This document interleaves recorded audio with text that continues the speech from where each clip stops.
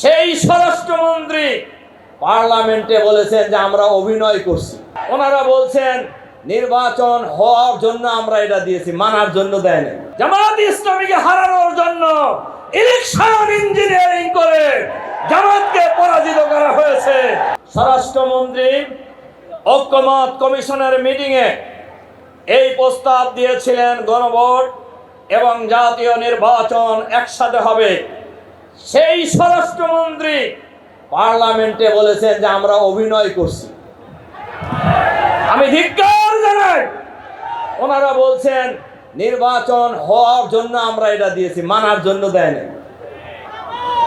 ওনারা এইভাবে জাতিকে আর কতদিন প্রতারিত করবেন?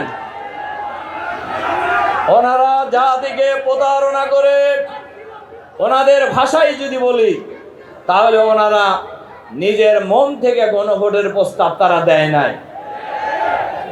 আর এই নির্বাচন কিভাবে হয়েছে এটা বাংলাদেশের মানুষ জানে। একজন অন্তর্বর্তীকালীন সরকারের একজন উপদেষ্টা তিনি বলেছেন আমরা জামাতকে ক্ষমতায় আসতে দেই নাই। অন্তর্বর্তীকালীন সরকারের প্রধান আইন কর্মকর্তা উনি এখন সরকারের আইনমন্ত্রী।